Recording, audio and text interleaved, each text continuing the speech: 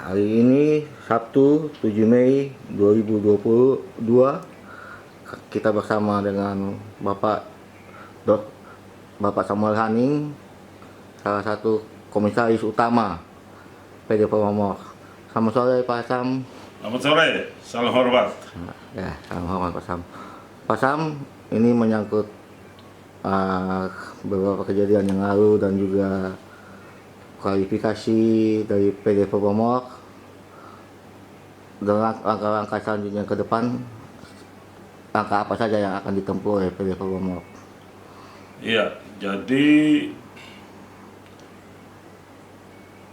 PT Flowomor ya itu setelah membaca berita-berita yang menyatakan lembaga BPK ataupun BPKP melakukan audit di PT Flowomor karena ada diduganya korupsi di PT Flowomor. Nah, oleh karena itu perlu saya sampaikan bahwa pada prinsipnya kami Dewan Komisaris, Dewan Direksi mengapresiasi teman-teman pers untuk melakukan audit di PT Flowomor oleh BPK maupun BPKP.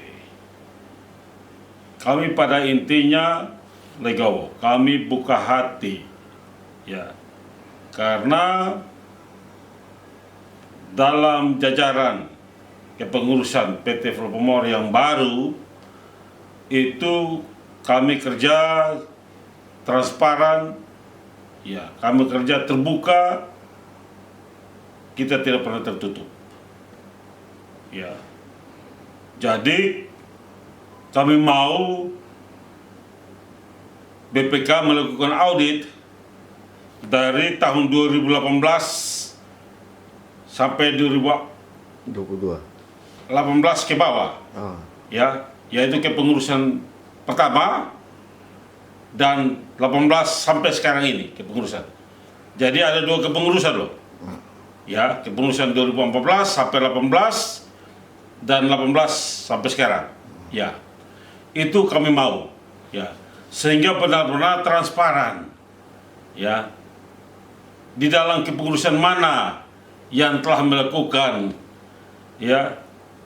diduga ada hal-hal yang tidak berkenan di dalam melakukan dividen terhadap pemerintah Provinsi Nusa Tenggara Timur.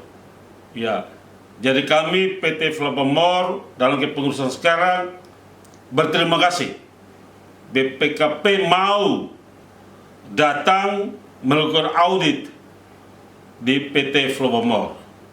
Perlu catatan bahwa ada persyaratan-persyaratan yang ketika PT Flowomor dilakukan audit. Yang pertama, harus ada penyertaan modal dari pemerintah daerah.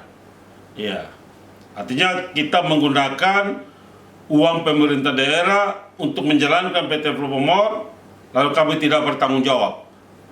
Silakan melakukan audit. Tetapi catatan bahwa sekali lagi PT Flowomor dalam kepengurusan 2018 sampai dengan 2022 saat ini, walaupun sekali lagi walaupun belum dapat penyertaan modal dari pemerintah Provinsi Nusa Tenggara Timur, tetapi PT Flowomor masa kepengurusan kami memberikan PD sebesar 500 juta kepada pemerintah Provinsi Nusa Tenggara Timur.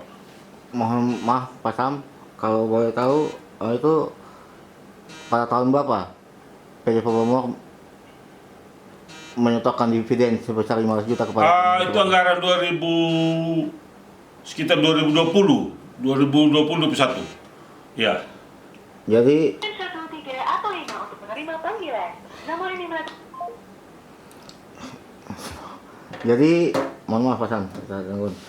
Ini PT Freeport penegasannya bahwa pemerintah provinsi selaku pemegang saham dari tahun 2018 sampai saat ini belum pernah menyertakan modal kepada PT Freeport. Iya. Dalam kepengurusan kami loh. Iya. Iya. Iya. Jadi belum pernah menyertakan Belum modal, pernah. tapi PT Freeport sudah menyertakan dividen kepada pemerintah provinsi. Kepada pemerintah provinsi. Wah. Ya, itu perlu kami sampaikan gitu. Jadi kalau ada teman-teman, saudara yang membuat berita, sekali lagi membuat berita tentang menyinggung adanya dugaan korupsi dan lain, saya pikir untuk mengklarifikasi baik-baik kalimat-kalimat dan kata-kata dan ya mindset pola pikir kita bahwa yang tadi saya katakan, ya kami tidak mendapat ya pernyataan modal dari pemerintah provinsi, tapi kami memberikan PED kepada pemerintah provinsi. Baik, Pak Sam, kita ini sedikit aneh ya, minta maaf. Soalnya sepengetahuan kita kan bahwa PT Freeport ini adalah perusahaan milik pemerintah provinsi. Ya. Di mana untuk menjalankan sebuah perusahaan ini butuh modal. Sedangkan menurut Bapak sendiri bahwa sejak Bapak masuk sebagai komisaris utama PT Freeport, pemerintah sebagai pemegang modal, pemegang saham, Ya. belum pernah menyertakan dana penyertaan modal. Ya. Jadi sampai ini Bapak dong melakukan kerja-kerja ini pakai dana apa Bapak? Iya. Perlu kami sampaikan bahwa ini menarik ya. Ya. Itulah kepercayaan pemerintah provinsi kepada ya Dewan Komisaris dan Dewan Direksi mempunyai mindset ya, pola pikir bagaimana menghidupkan PT Freeport dengan mendapatkan dana dan dimungkinkan kalau ada dana-dana tersebut kita bawa dalam rapat RUPS, rapat umum pemegang saham, lalu kita bicara tentang pembagian dividen. Maka sampai saat ini juga pemerintah juga tidak ngotot terhadap PT Freeport untuk memberikan sekian persen dari dividen.